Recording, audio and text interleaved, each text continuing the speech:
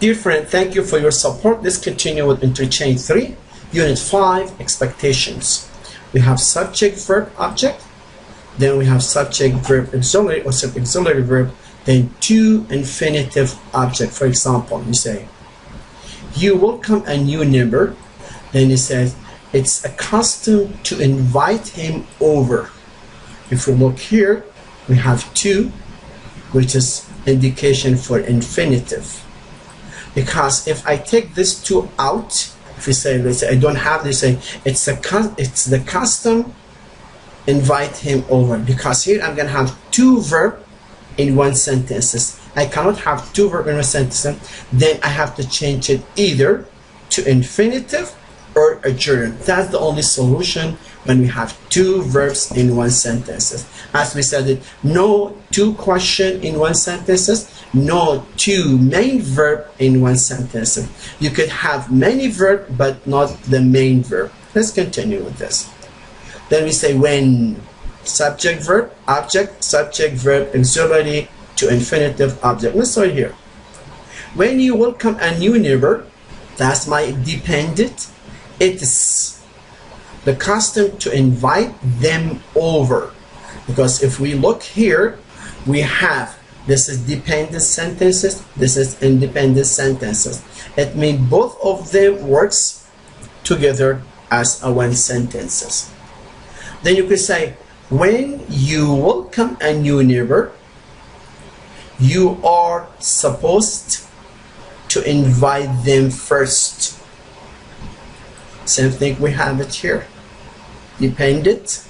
If you look to this part, it's independent. Because I have a subject, I have a verb, I have an object. But because I add this adverbial, then it's going to be dependent. Because we say dependent, it means when you say this sentences cannot stand alone. Then you say, when you welcome a new neighbor, you see the other person is waiting for you to hear what's the answer or what you should do. You say you are supposed to invite them first. The other kind we say subject verb object subject verb auxiliary to infinitive object. A person wants to change the TV channel. That's the first sentence. He sometimes we could say she is expected to ask first if it's okay to do it. For example, when you go to this is part of the etiquette. Then for the person, when you see somebody is watching TV, you cannot just come and then change the channel. Then you have to ask that person if it's okay to change it or not. Then let's look here how we connected those two sentences to as one sentence. If we use if as the connection, then we say if subject verb object subject verb auxiliary to infinitive object. We say if a person wants to change the TV channel. That's the first part. He or she is expected to ask first if it's okay to do it. The good thing about this sentence is we have a lot to talk about. If we look to the first one, first if. This first if connecting this sentences here with this sentences as whole. And if we look to this sentences, we have he or she is expected to ask first. Then we have the other if connecting this sentences. Okay, if you look here, this if there is no comma in front.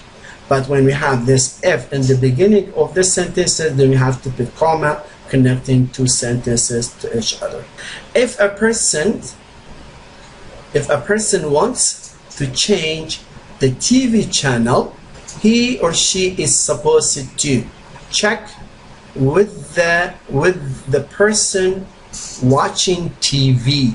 Because what we did here, we delete if because we don't have if here. We say he is supposed to. This is, we call them a model. We call them semi-model actually. Then here we say check, because this is going to be infinitive working with this. If we look to this supposed to as a semi-model, this is going to be infinitive with no to. But if you look to this as supposed as a passive, then we have to, then we have check. It means this is going to be infinitive with the to. Okay, that's the two solution we have with the person. The other sentences: if a person wants to smoke in a party, it's not acceptable to smoke without asking or getting permission for the person who is inviting you. Same thing here, we say it is not acceptable, then here we have to smoke, then without asking. Thank you very much for watching. Let's continue to interchange 3